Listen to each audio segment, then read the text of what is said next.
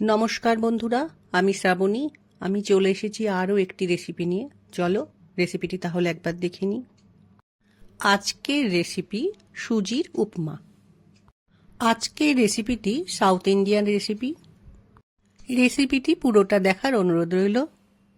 আজকের এই রেসিপিটি বানানোর জন্য অবশ্যই সুজি লাগবে। আমি এখানে পরিমাণ মতো সুজি নিয়েছি। সুজিটাকে প্রথমে আমি তাওয়াতে একটু গরম করে নেব।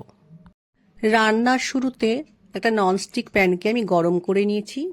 প্যানের মধ্যে আমি সুজিটা দিয়ে দিলাম।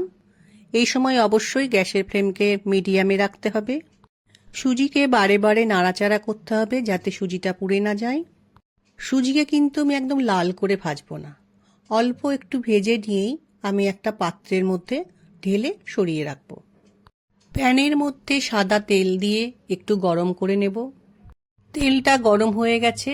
এবার তেলের মধ্যে বাদাম দিয়ে আমি একটু বাদামগুলো ভেজে নেব।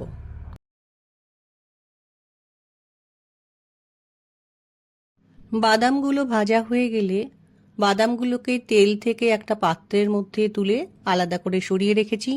ওই একই তেলের মধ্যে আমি কিছুটা পরিমাণ ছোলার ডাল দিয়ে একটু সময় ভেজে নেব। ছোলার ডাল একটু ভাজা হয়ে গেছে, বেশ সুন্দর গন্ধ বেরোচ্ছে। এই সময় একটু কালো সর্ষে দিলাম, শুকনো লঙ্কা ফোড়নে দিলাম। এবার সবগুলোকে আবারও ভালো করে ভেজে নিতে হবে। কালো সর্ষেটা যেন ভালোভাবে ভাজা হয়, তাহলে টেস্টটা ভালো হবে। এরপর আমি তেলের মধ্যে কতগুলো কারি পাতা দিয়ে আবারও ভালো করে ভেজে নেব।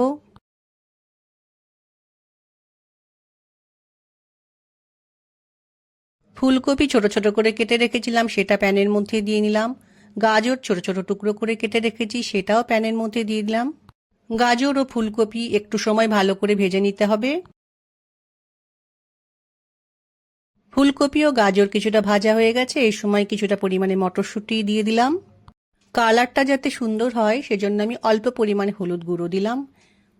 আবারও সবকিছুকে ভালোভাবে মিশিয়ে নিয়ে একটু সময় রান্নাটা করে নেব। এবার পরিমাণ মতো নুন রান্নার মধ্যে দিয়ে দিলাম। অল্প পরিমাণে গোলমরিচ গুঁড়ো দিয়ে দিলাম। কিছুটা পরিমাণে চিনি দিলাম, তোমরা না চাইলে চিনিটা না দিতেও পারো। আবারও সমস্ত কিছুকে ভালো করে একবার মিশিয়ে নিতে হবে। প্যানে যে সুজিটা গরম করে একটু ভেজে নিয়ে তুলে রেখেছিলাম, সেই সুজিটা এবার প্যানের মধ্যে দিয়ে দিলাম। রান্নার এই পর্যায়ে গ্যাসের ফ্লেমকে লো করে রেখে সুজির সাথে সবকিছুকে ভালোভাবে মিশিয়ে নিয়ে একটু সময় রান্নাটা করে নিতে হবে।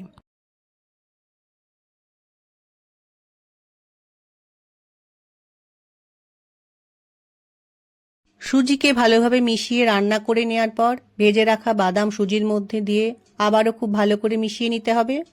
এবার আমি সুজির মধ্যে যখন জলটা দেব তখন কিন্তু অল্প করে জল দেব আর সেটা সুজির মধ্যে মেশাবো। যদি একবারে অনেকটা জল দিয়ে দিই তাহলে কিন্তু সুজির উপমাটা ঝরঝরে হবে না। সুজির পরিমাণ অনুযায়ী যেরকম জলের দরকার সেই জলটা বারে বারে দিতে হবে এবং মেশাতে হবে। এটা একটু নিজেদেরকে বুঝে নিতে হবে। এই পদ্ধতিটা মেনে উপমা বানালে সুজি কিন্তু ঝরঝরে থাকবে। আমি কিন্তু অল্প অল্প করে জল দিচ্ছি আর মেশাচ্ছি। এই ভিডিওটা করছি কারণ তোমরা যাতে বুঝতে পারো।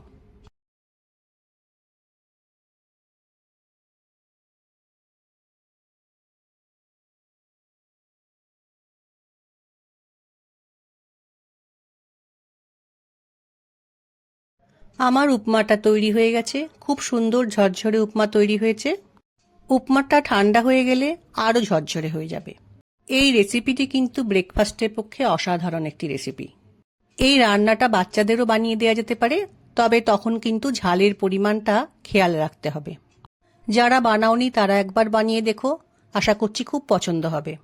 এটি একটি হেলদি রেসিপি।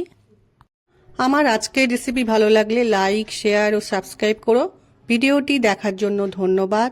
ভিডিওটি আজ এখানেই শেষ করছি। ফিরে আসছি আরও একটি রেসিপি নিয়ে।